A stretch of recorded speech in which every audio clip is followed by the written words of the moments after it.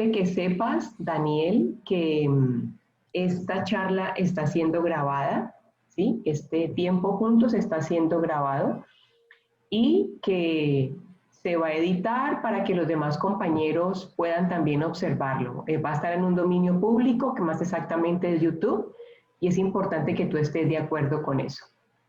Listo, sí. Ok, Estoy de acuerdo. perfecto. Entonces quiero presentarte. Daniel es egresado de la Universidad del Norte, es magíster en investigación, desarrollo social e intervención socioeducativa de la Universidad de Granada y actualmente es profesor tiempo completo en el programa de psicología de la Universidad Autónoma del Caribe. ¿Qué otro aspecto, Daniel, desde su experiencia, usted considera importante en el proceso de empoderamiento de una víctima? Yo creo que hay otros elementos, o más bien otros actores que también podrían ser relevantes, unos más que otros, en este proceso de empoderamiento.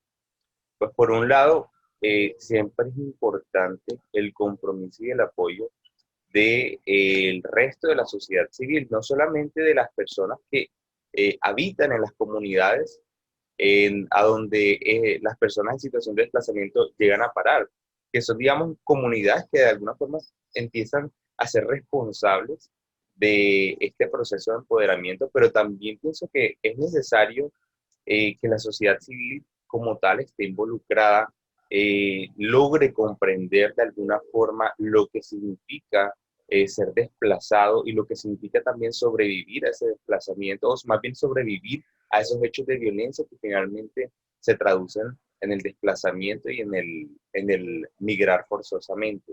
Entiendo. Ahora, Daniel, viene también un elemento importante en esto del desplazamiento forzoso, de la familia que se fractura, ¿sí?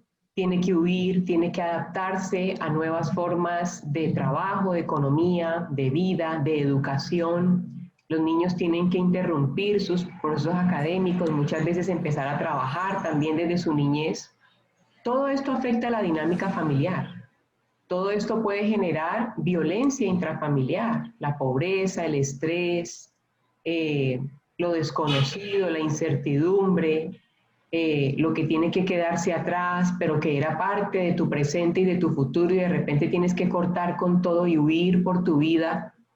Estos factores creo que pueden amenazar fuertemente la unidad familiar y pueden generar violencia intrafamiliar. ¿Qué factores consideras que son detonantes en la violencia intrafamiliar de un desplazado por la violencia?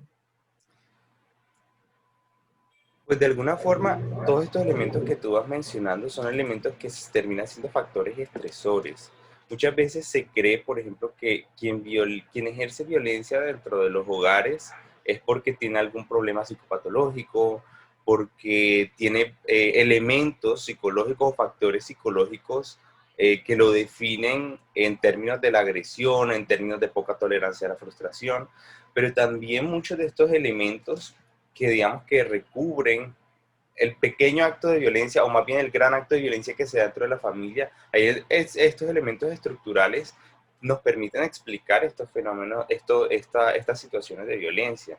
Por lo tanto, como tú bien lo mencionas, el hecho de tener que adaptarme exitosamente a una nueva comunidad, el hecho de tener que buscar nuevas actividades económicas o que sean alternativas a las que se realizaban en la tierra en la que yo vivía, es posible que la persona se dedicara al campo, se dedicara a una actividad agroeconómica y ahora tiene que llegar a desempeñarse en otros tipos de sectores para los que no está ni cualificado ni para los que ha tenido que trabajar nunca.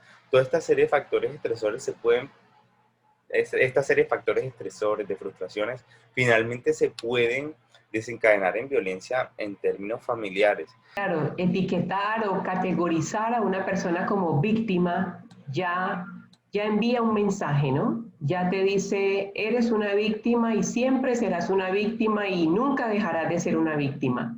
Y así lo censan, así le dan subsidios, así acude al gobierno autodenominándose como víctima del conflicto armado. Entonces, bien decías que esa es una actitud pasiva de, digamos, de no poder hacer nada al respecto, ¿no? Y eso dificulta el empoderamiento.